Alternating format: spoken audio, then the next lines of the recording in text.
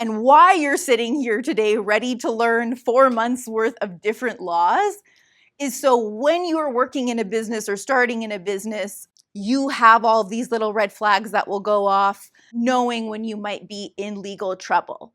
For those of you who haven't met me, my name is Dima. I've been a lawyer for about 8 years, and I work in the area of administrative law.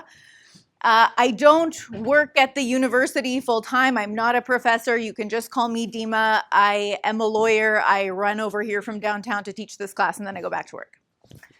Okay, so today we are going to talk about Chapter 1. Chapter 1 talks about risk management. It talks about the different areas of law, the different kinds of law that exist, and it talks about where laws come from.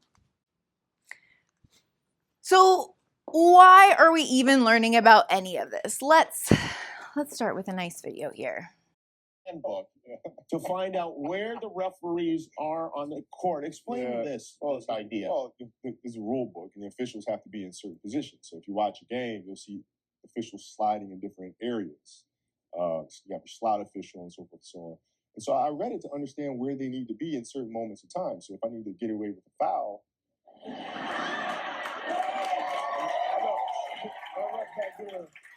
the slot official is not going to see this little hold right here. Have any player you know ever done that before? Not that I know.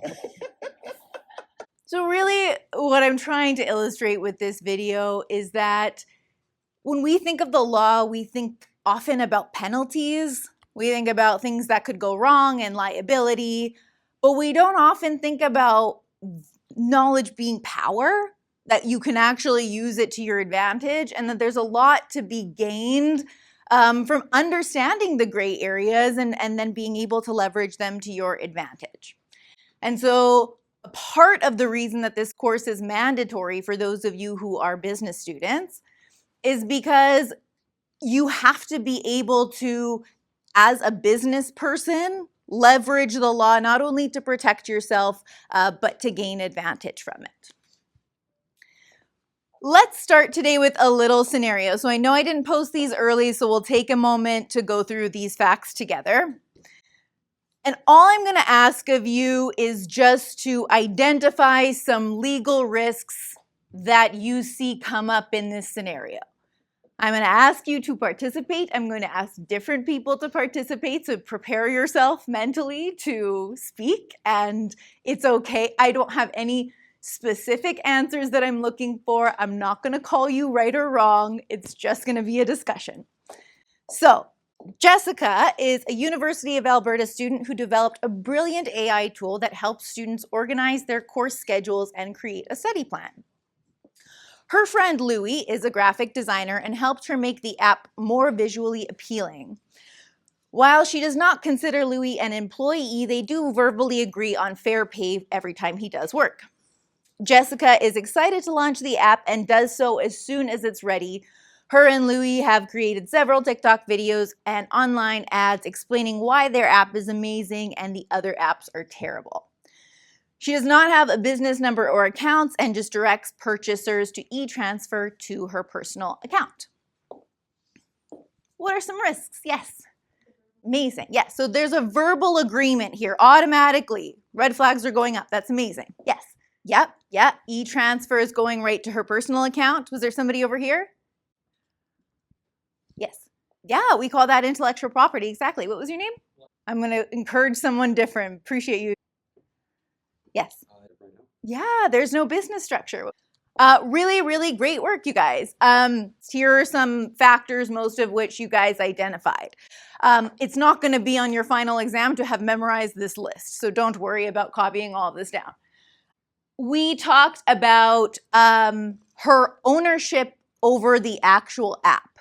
And so in law, when you invent something or create something, you probably want some sort of intellectual property rights over that. So those are things like copyrights and trademarks and patents if it's a design, and different kinds of intellectual property rights will be necessary depending on the kind of thing that you create.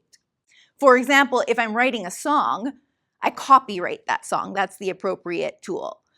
But if I've invented a tool, then I would patent that tool. That would be the appropriate mechanism. We talked about the employment relationship and ownership rights with this Louis person. So that could also go to intellectual property. How much of it is his? How much did he create versus her? Is he going to want some of the profits at the end of the day if they haven't defined this relationship? And then what's his payment structure? Is he an independent contractor? Is he an employee? Does she need to give him benefits? Can he sue her? Is she liable if he does something wrong? I could go on for days. We talked about the business structure, so that she's operating now as a sole proprietorship. The other thing there is her personal liability. So as many of you business students will know, as a sole proprietor, if something goes wrong with your business, you personally get sued. That's why we incorporate, because if you are an incorporation, you remove that personal liability and the corporation gets sued. And what that means is I can go after all the assets of the corporation, but not like my personal assets as the owner of the business. That's the benefit of incorporating. All of these principles and laws that I'm describing to you now, I don't want you to jot down and know the difference between patent and copyright and all of this. Just giving you an idea of how many different ways the law will interact with these very, very simple scenarios, and why you're sitting here today ready to learn 4 months worth of different laws is so when you are working in a business or starting in a business, you have all these little red flags that will go off, knowing when you might be in legal trouble. If I were to put this same fact pattern up at the end of the year, which maybe I will, I bet you we would talk for days about all of the things that you've identified.